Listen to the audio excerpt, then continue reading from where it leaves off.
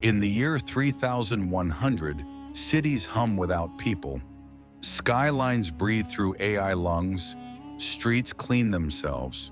Food grows on sunlight and algorithms. Yet somewhere between code and silence, humans still work. Not for money, for meaning. They are the last workers of the world. Men and women whose skills machines could copy but never understand. This is their story, the final chapter of what we used to call jobs. By 3100, 9 out of 10 professions had vanished. AI didn't steal work, it completed it perfectly. Governments shifted from salaries to stipends. People no longer earned. They existed.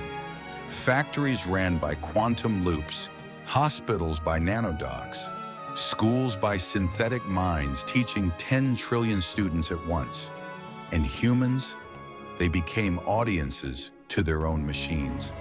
But in that perfection was emptiness, a hunger no algorithm could feed, because survival was free, purpose was not. Humanity did keep 3 types of work. Not because machines failed, but because machines aren't feeling. 1. The keepers of memory. They preserve stories that AI cannot weigh in bytes. Grief, love, regret.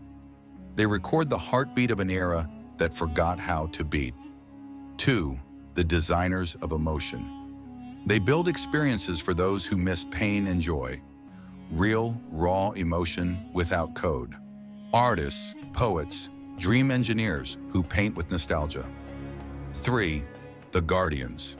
Humans train not to fight AI, but to teach it ethics. They're the last judgment before a machine decides if a life is worth saving or ending. These few roles called for something robots still envied: a soul. At dawn, the city wakes itself.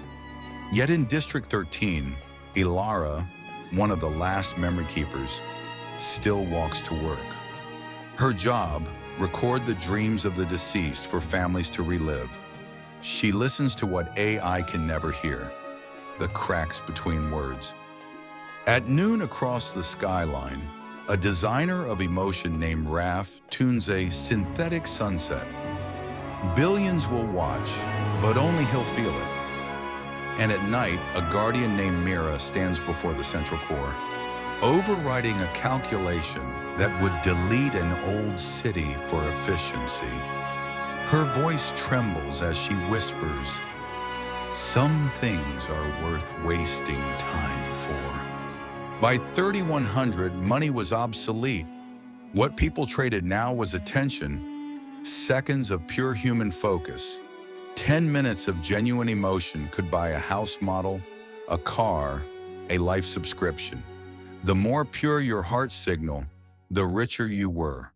But like diamonds once were, truth became rare. Many faked feeling, AI could spot it. Only humans who cried without reason could create value. Most cities look alive but aren't. AI keeps them immaculate. No garbage, no crime, no noise.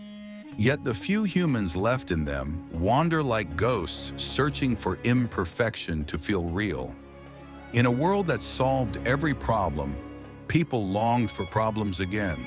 They missed mistakes, the small chaos that proved life was alive. Sociologists of 3100 wrote a question no AI could grade. If machines do everything better, why keep human beings at all? The guardians answered, because someone must remember why better mattered. That sentence became the creed of the remaining workforce, a whisper passing through every maintenance hatch, every forgotten factory, every child still born without a chip. Then came a movement, quiet, gentle, and completely human. People began to volunteer for work, planting trees no one needed, writing letters that no AI would open, painting walls that robots would soon repaint. They did it for the feeling of friction, for the heartbeat of purpose.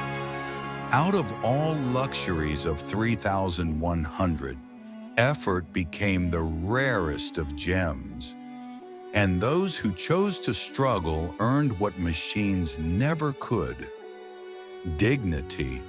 As centuries rolled to their quiet turn, records show only a few hundred humans with official occupations.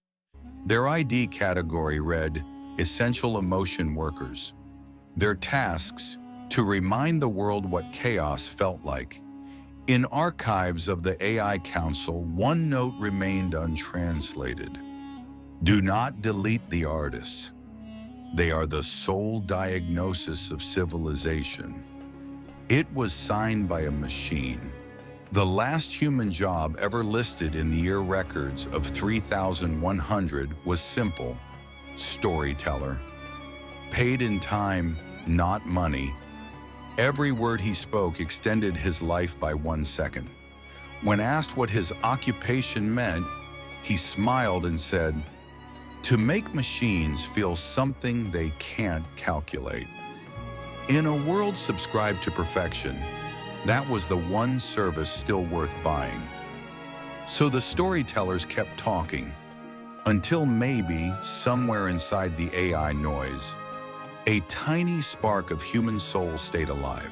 Maybe in the end, the biggest job of every human is not to work for machines, but to remember why we built them at all.